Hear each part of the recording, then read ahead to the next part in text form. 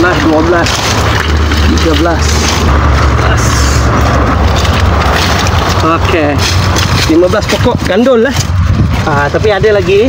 Ni Pak Din nak transfer dulu dalam polybag. Okey. Jom. Tengok nenas gandul.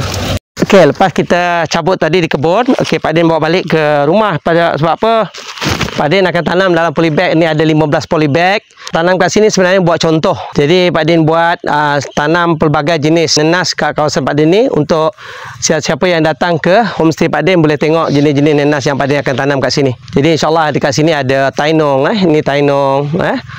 Ni nenas tainong yang Pak Din tanam. Ini pokok nenas SG1 SG1 yang Pak Din baru tanam Kemudian yang ini Mardi Sweet yang Pak Din baru tanam 1 bulan ini Mardi Sweet yang Pak Din tanam 1 bulan. Ni ada 1000 lebih.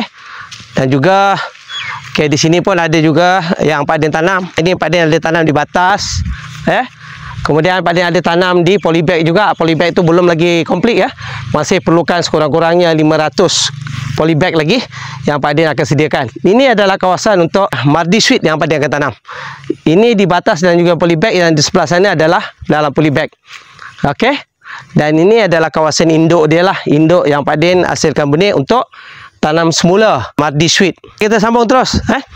Jadi ini nenas gandul Biasa Pak Din akan bersihkan ujung ni Pak Din akan bersihkan semua dulu, baru Pak Din akan celup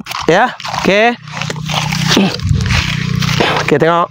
Pak Din akan buang bawah ni supaya mempercepatkan pertumbuhan akar Pak Din akan buang tengok. Semuanya sama je pokok dia tengok anak benih dia. Sekata aja anak benih dia. Tengok tengok anak benih dia. Anak benih dia macam ada merah-merahan sikit Tengok ni. Ni adalah gandul nenas gandul.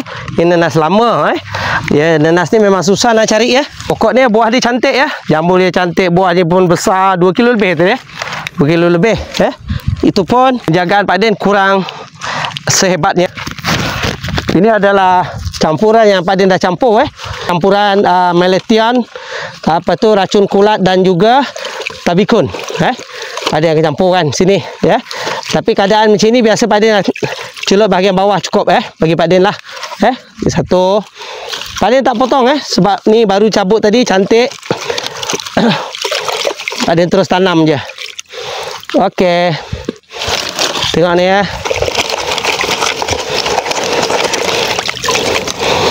Pak Din hanya celup bahagian pangkal bawah dia bahagian akar ni je.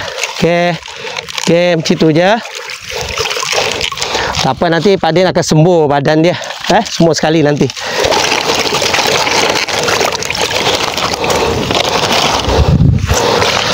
Okey. Ini Pak Din gunakan Wendell bag 20x18.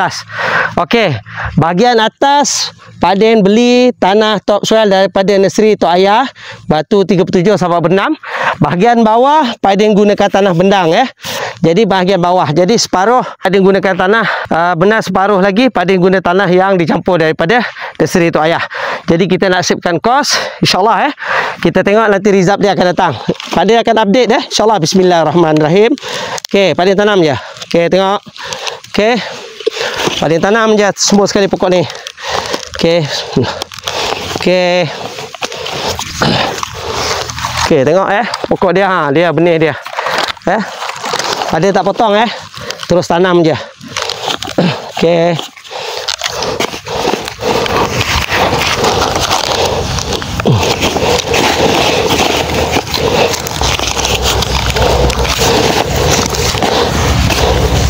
Okey.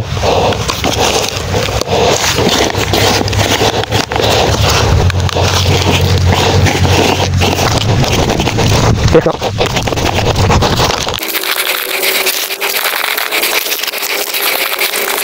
Okey, dah siap. Okey, dah siap. 15 pokok yang Pak Din tanam kat sini. Okey. Dalam polybag. Okey, itu saja.